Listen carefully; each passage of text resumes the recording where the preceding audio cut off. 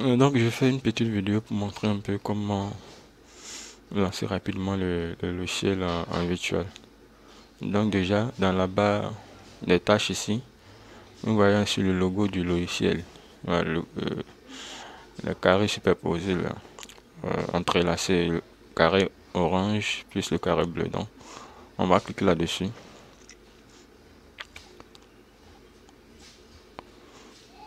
Donc quand on va cliquer là-dessus, cette page va sortir. Donc à gauche, il s'écrit CentOS version 5. Voilà, donc c'est la machine virtuelle qui est là. Ouais, donc pour pouvoir mettre la machine virtuelle en marche, il y a deux possibilités. Soit on vient dans cet onglet qui est là, on clique sur Start, Top, Guest. Voilà, on clique directement sur les petits triangles, la machine va se démarrer. Ou bien soit on vient ici où c'est écrit Power on Virtual Machine. On clique, voilà. Donc soit on clique ici, ou soit on clique ici. Vous démarrez la machine. Voilà, donc moi j'ai cliqué, la machine est en train de démarrer. Donc concernant la souris, puisqu'il y a deux interfaces, il y a l'interface de Windows et puis il y a l'interface de la machine virtuelle. Donc, nous avons dit que pour pouvoir faire entrer la souris dans l'interface de la machine virtuelle, soit on fait double clic sur l'écran, comme ça double clic, vous voyez que ça disparaît. Donc ça veut dire que la souris est actuellement dans la machine virtuelle. Pour faire sortir la souris, il appuie sur CTRL ALT à gauche. Voilà. Puis faire sortir. Donc ce sont les trucs qui sont situés à gauche. CTRL plus ALT pour faire sortir la souris. Et voilà. Ou bien soit je peux appuyer sur CTRL G. CTRL G pour pouvoir faire intégrer directement la souris dans la machine virtuelle. Voilà, donc il y a deux possibilités.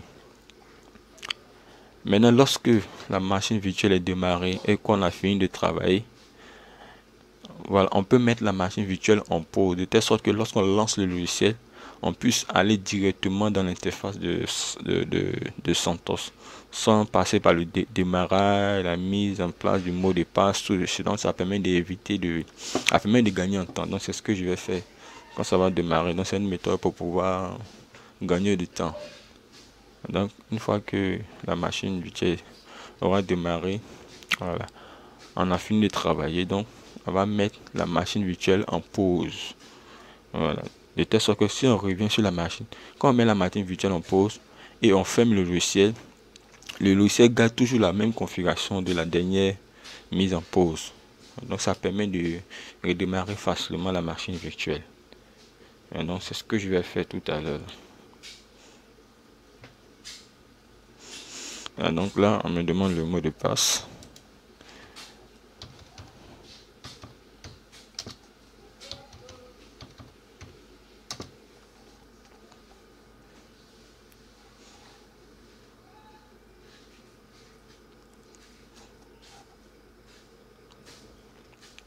Ok, donc là je suis dans la machine virtuelle. Voilà, je suis dans la machine virtuelle.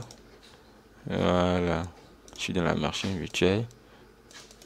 Je suis dans la machine. Donc, je suppose que j'étais en train de travailler. Bon, j'ai fini de travailler. Bon, pas que j'ai fini de travailler, mais j'ai fini ce que j'avais à faire sur CentOS. Mais je ne veux pas fermer cette page-là. Donc, qu'est-ce que je fais?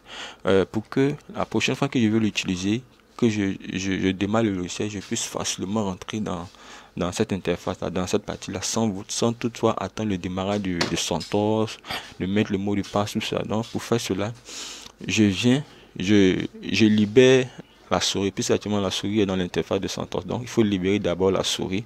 Donc, je fais CTRL ALT, je libère la souris. Donc, une fois que la souris est libérée, je viens en haut ici dans la partie des onglets là, où il y a les deux bas là. Voilà. Donc, je clique ici. Ici, ils ont mis suspend guest. Voilà, c'est pour dire qu'il faut on met la machine virtuelle en pause. On met la machine virtuelle en pause. Donc, je clique là-dessus. Voilà, donc actuellement, la machine virtuelle est en pause. Vous voyez, donc, si je ferme le logiciel, j'ai fini de travailler, je ferme le logiciel, et que demain, je reviens, je vais travailler encore sur le logiciel, je n'ai qu'à lancer le logiciel. Voilà, je n'ai qu'à lancer le logiciel. Donc, le logiciel est lancé. Vous voyez que la dernière image est toujours là. Donc je vais cliquer sur Résume Virtual Machine. Voilà, à gauche, en haut. Donc dès que je clique là-dessus, vous allez voir que automatiquement, on va directement dans la dernière configuration où nous étions lorsque nous avons fermé le logiciel. Ouais, donc directement j'ai accès à CentOS et puis je peux travailler. Voilà, donc on n'a plus besoin de redémarrer, d'attendre tout ça. Ouais, donc c'est très important.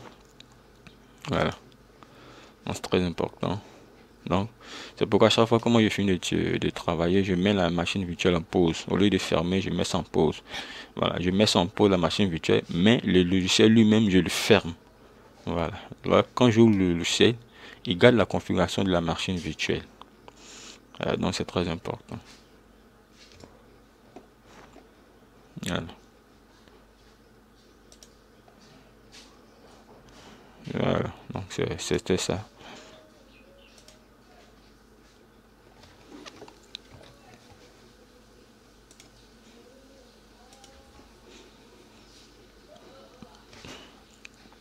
Donc, c'était tout pour cette vidéo.